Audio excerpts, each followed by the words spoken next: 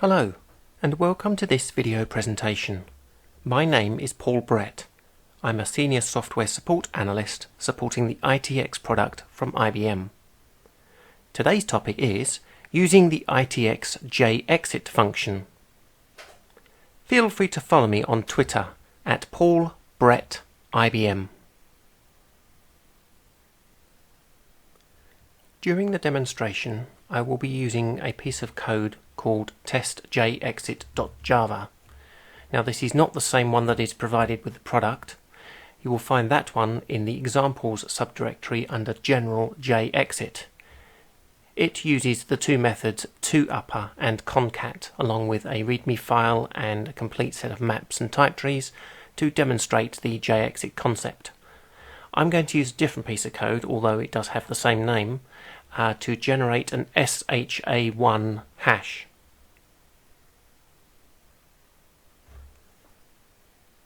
We will begin the demonstration in the ITX 10.1 Design Studio. This is a fresh installation, and as you can see I have opened the product and there is a blank workspace. First thing I'm going to do is to switch to the Java perspective, and then from the Java perspective I'm going to create a new Java project. I'm going to call this project testjexit. I'm going to choose to put the source files and class files all in the root of the project. And then I'm going to click Finish. Okay, the next step is to pull in some Java code. First I will show you the project on my file system. We have a folder here that's testjexit that's in my workspace, and as you can see there are currently no source files in there. I'm going to just copy in the two files that I don't want to create from scratch. That's a type tree and a piece of Java code. Back to my Design Studio now, and if I refresh the project those two files will appear. Now straight away it says that there's an error with the Java file, and if we double click on it you'll see there's quite a lot of errors in the Java file listed. Now this is a known issue with the Eclipse Designer. We can get around this issue by right clicking the project and using Properties.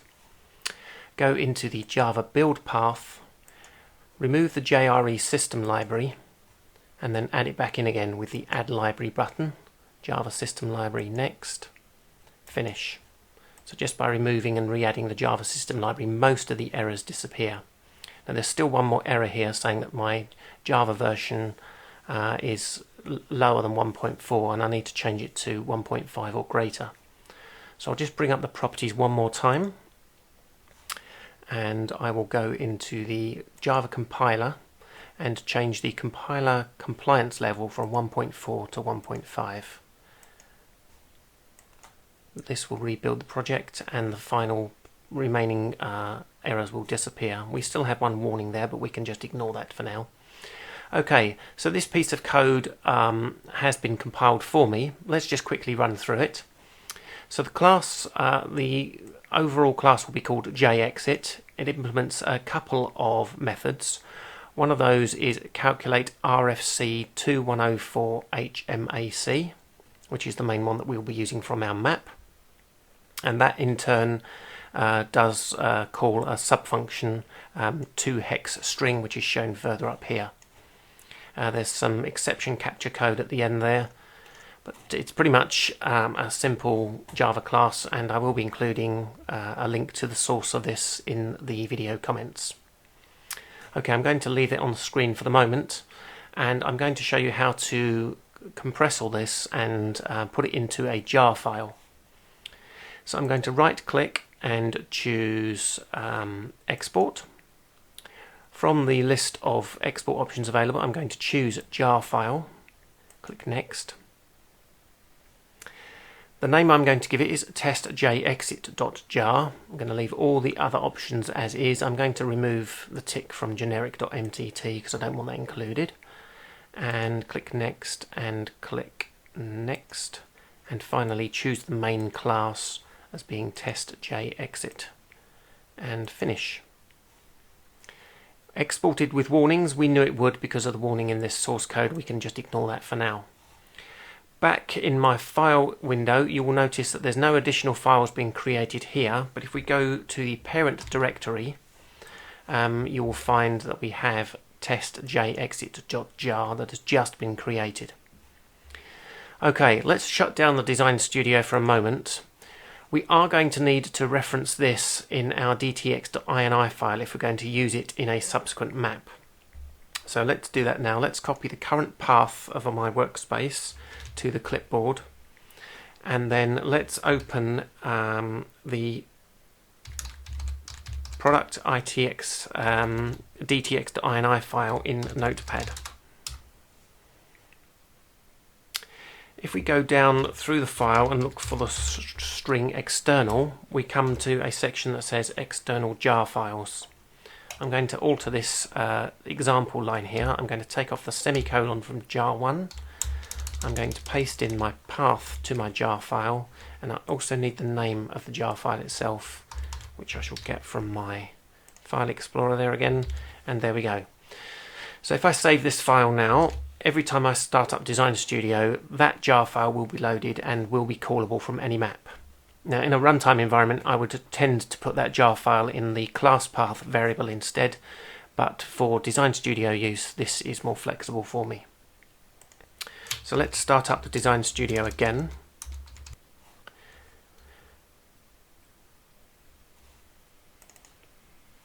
In my project, as you remember, I've got the MTT file already created. Next step is to create the map. Okay, so the Design Studio has loaded. We can leave this Java file open for the moment, but I am going to switch back to the Transformation Extender development perspective. Okay, in the Extender Navigator, I can right-click and you can see that we have our Java file and our type tree file still. Let's right-click and choose New Map Source. We'll call this map source the same as the Java file we're testing, which is test JEXIT. And then within my source file, I'll create a new map and I shall call it test1. We'll create a new output card called out1. The type tree we shall use is the generic one that I have created earlier. It contains a simple text blob, which I pick from the picker, and my output I'm going to write to a file called output.txt. Now comes the fun part, building the JEXIT itself. So in the rule bar I type in JEXIT and put in my brackets. Within the JEXIT we need the name of the main class, which is test JEXIT, in quotes, then a comma, then the method that we're going to call. Now for the method, I'm going to just grab that name from the Java code because it's a bit long. I shall just copy that from there and paste it into my JEXIT. Next argument is going to be my input source, which I'm going to type in. This is my input data. And then the final argument is going to be the secret key, which I'm going to put down as secret, oops, can't spell, secret key, close brackets. Okay, this map is ready to build and run. So my next step is to save, build and run this map. So let's do that now. Save, build and run. The map has completed successfully. It's created a file called output.txt, and as expected that contains the SHA1 hash of the string that I put in. This is my input data. To show this changing as the string changes, I'm going to put in another word here again, and you should see that this string changes when I build and run this map. Save, build, run, and the map is completed again, and then this SHA1 string has changed completely. So there we go. That's how to encode, package and call a Java class using the JEXIT function from an ITX map. I want to thank you for taking the time for watching this video presentation today. If you found the content interesting and informative, please hit that like button.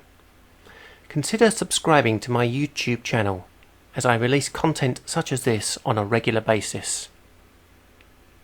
Feel free to reach out to me on Twitter at PaulBrettIBM. Thank you.